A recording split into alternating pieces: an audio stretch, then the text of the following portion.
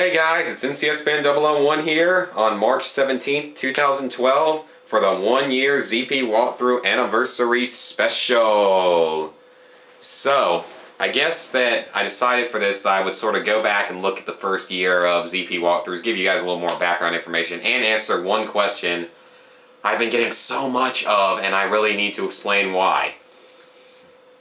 Okay, so anyway, ZP walkthroughs basically began not with Call of Duty 4 and Homefront like many of you might think, or as probably some people think, Mercenaries 2 or Destroy All Humans 2, because those are my two most popular projects. But anyway, it all actually began with Modern Warfare 2 back in November of 2010, whenever that game released. I think that's right, November of 2010, yeah. So when the game released, I told Lizard Guy, okay, let's make a walkthrough of this because it's going to be more popular. He wasn't too into the idea at first. He's not a big fan of doing walkthroughs. He wasn't then. He's a lot bigger fan of it now. But he wasn't really a big fan of it then, but I still convinced him to do it. We only ever got the first part up, though, and then the walkthroughs and basically the entire channel went dead for a while. So then, I, last spring break, decided, hey, my parents' camera has a video function on it. Why don't I just keep up the walkthroughs? And it was a great idea. So, I made the very first videos of Call of Duty 4, as well as a channel update, go up on March 17th, 2011. So from there, let's look back at the first year and look back at each individual project. It all started out with Call of Duty 4, which is of course my favorite game of all time personally, and the favorite game of many, and definitely the best Call of Duty game, that's unquestionable. But anyway, it wasn't a very highly viewed project, and it made me realize, okay, I'm probably not going to be all that popular on YouTube, probably only going to have a few subscribers, a few friends, not really much. But boy, was I wrong! But anyway, with Call of Duty 4, it was a fun project, and yes, I was a bit shaky with the camera positioning, the camera battery, the camera memory space, as well as, actually, my own commentary was also not as good back then.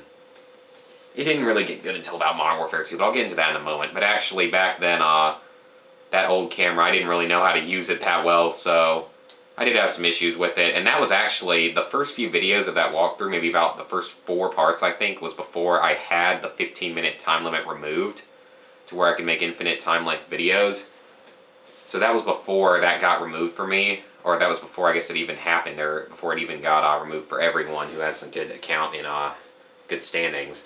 So I was actually had that issue back then, but also back then I couldn't really have the time to post long videos. Luckily, most of the videos of those two that project and Homefront were pretty short. So then we come to Homefront. It was a partner walkthrough to Call of Duty 4, with the finales actually went up on consecutive days on a weekend, which was actually pretty well timed. But Homefront was a definitely more successful project. Even though it is my shortest project of all time, it went very well. I did pretty well on the project, not quite as well as I would have intended, but it was still good. And I think it's the 4th on the YouTube list. Like, if you look up Homefront walkthrough with commentary, my playlist should come up 4th. So it's relatively popular in the community, even though it's not that well viewed. So then, with Homefront and Call of Duty 4 out of the way, my first major jump in views and subscribers came with Modern Warfare 2 finishing it. I basically did parts 2 through however many it took to finish the game. It was also the first walkthrough I did an extras video for, showing off the museum. But it was a little bit longer of a project, but that was an important project for me because that was when I got about 15 subscribers maybe from that project. So it was the most I had gotten. I went in with like 2 subscribers and maybe 1,000 views and came out with quite a bit more than on both of those. But anyway, that was it basically for Modern Warfare 2, except for also that was when I met one of my greatest YouTube friends. I'm hoping I'm pronouncing his name right, Soul Dark Sutachi. I don't think I pronounced it right. I just call him Itachi. Or SnuggyX on the PSN. But yeah, he was one of my first big subscribers. Still one of my top 4 right now. I have a top 4, yes. I don't know if I'm going to say them or not. But anyway, that's when I met him. He gave me a lot of encouragement through that project and through my next 2. So the next 2 projects were Black Ops and Killzone 3. Somewhat of a low point in my history of ZP walkthroughs, in my opinion, because Black Ops was okay. I did okay in it. It was a decent run. But Killzone 3 was just an epic fail in my opinion, because I did really, really badly in that project. Partially because I went after a couple trophies that I probably shouldn't have, but I did really badly in that project. Even though it's like the 4th on YouTube, again, like with Homefront, it's like 4th rated or something. Like if you search Killzone 3 walkthrough commentary, I think my playlist comes up 4th. Black Ops isn't even close, but I didn't mind Black Ops, but Killzone 3 wasn't that good. It wasn't very fun for me. However, during this time of Black Ops and Killzone 3, you'll notice that those went up just as fast as Call of Duty 4, even though they were way longer projects. And the reason that is because, well, really, it was because I posted a lot from school, and the internet's so much faster there. That's probably why. I mean, that's why I did it. It made my life a lot easier. I could post so many videos in a day, but that, I think, hurt me a little bit because I was posting too many videos in a day. So I grew out of that by the end of Killzone 3 and got back to normal. Next, though, we come to the 2 projects that are the most important in the history of the channel, in my opinion, being Mercenaries 2 and Destroy All Humans 2. Mercenaries 2 was a project that I intended to be fairly popular because there were very few good, or not even good, just very few walkthroughs of the game on YouTube of Mercenaries 2. There were a lot more for the original game in that series, but there were very few for Mercenaries 2.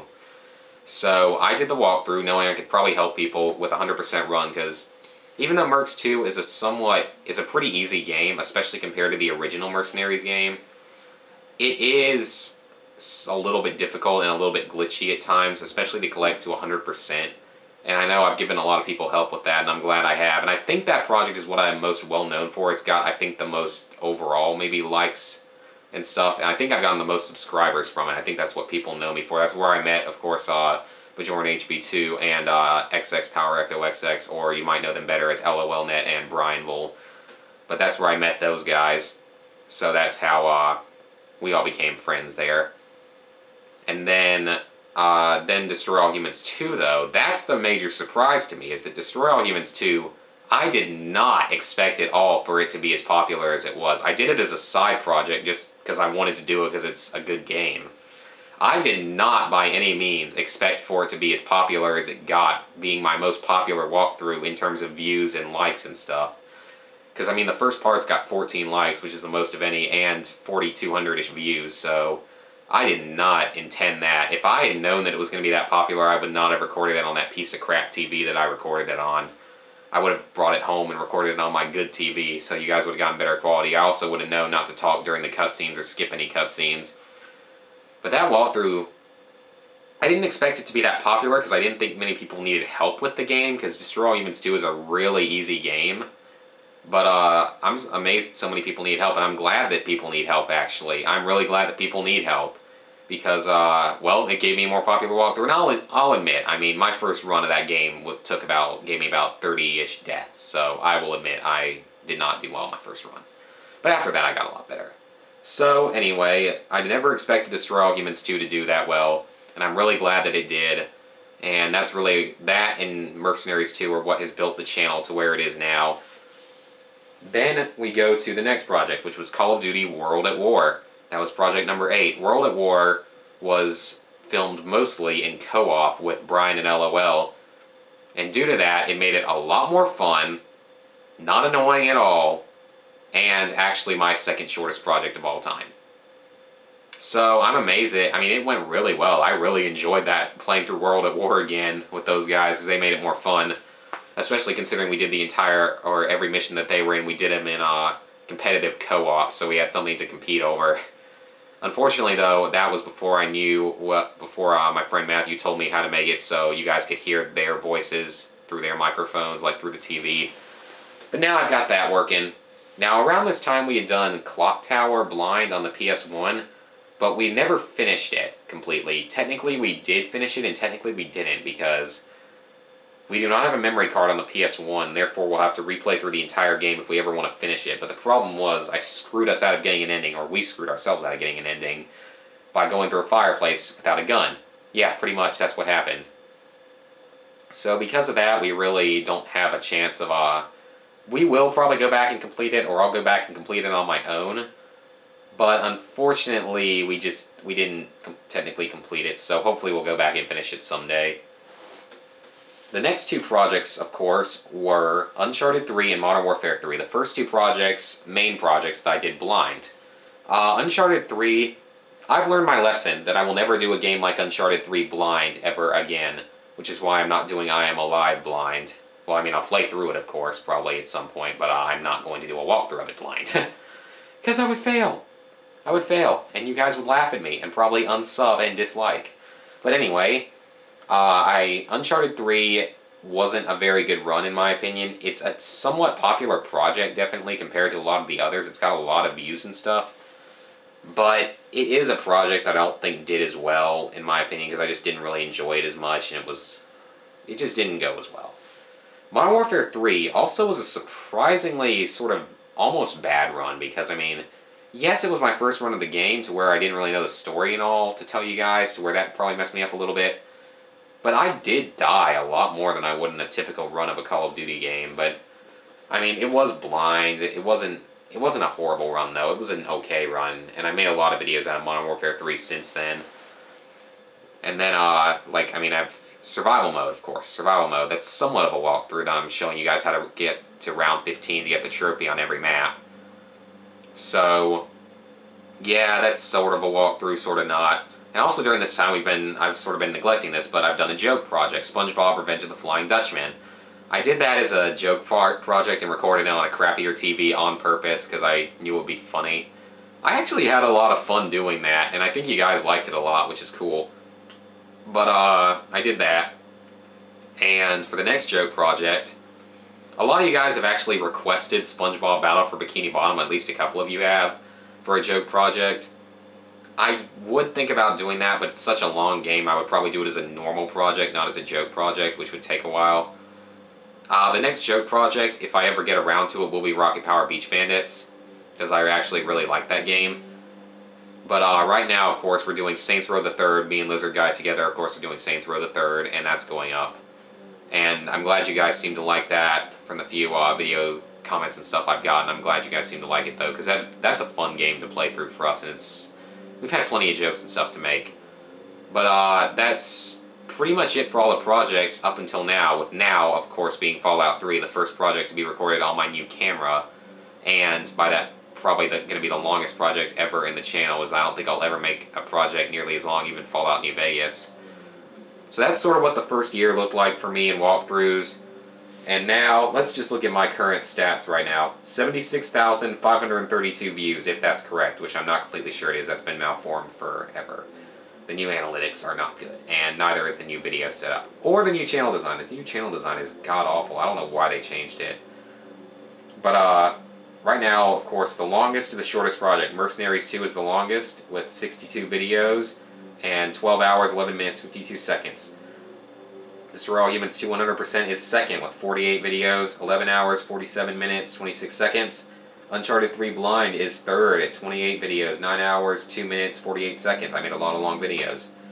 Killzone 3 is fourth at 26 videos, 5 hours, 24 minutes, 8 seconds. Black Ops is fifth at 24 videos, 4 hours, 34 minutes, and 5 seconds. Modern Warfare 3 Blind is sixth at 16 videos, 4 hours, 25 minutes, 43 seconds. Modern Warfare 2 is 7th at 24 videos, 4 hours, 16 minutes, 24 seconds. 8th is Call of Duty 4 at 20 videos, 3 hours, 34 minutes, 50 seconds. Call of Duty World at War is 9th at 17 videos, 3 hours, 33 minutes, 52 seconds. And Homefront is the shortest at 15 videos, 2 hours, 55 minutes, 25 seconds. So very short. So currently, if this is all counted correctly, 592 likes, 870 comments, 15 dislikes, 5 shares, 171 favorites, and 144 subscribers in the history of the channel. And really, coming into the walkthroughs, we only had 1 subscriber and 500-ish views. So I really came a long way, and I really got to thank you guys for sticking with me through the tough projects, the less fun projects. I really got to thank you guys for all that, and I really appreciate all the support. And I'm glad that you guys have really enjoyed everything I've done. And look forward to the 2-year anniversary of the entire channel coming up in July, I believe. Yes, July 14th. Yep, July 14th. So that'll be coming up. That's only a few months away though, so, well, it's like 5 months actually. So I'm sure you guys will be looking forward to that, at least I hope you will. So anyway, that's pretty much it for the 1 year anniversary, guys. It's been a good first year. I hope to see another strong year with projects such as Fallout 3, Destroy All Humans Path of the Furon, Dead Rising 2, Call of Duty 9, multiple Nintendo games, at least one, maybe two. We'll see. So it's going to be hopefully a strong year, but I don't think there's going to be nearly as many walkthroughs. I think there's only going to be about 5 done this entire 2012. So, look forward to more Fallout 3, Survival Mode, Saints Row the Third, and everything else I do on this channel over the next year, of course. And once again, thank you guys for a great first year on YouTube. Hope you guys have enjoyed the video. See you guys next time.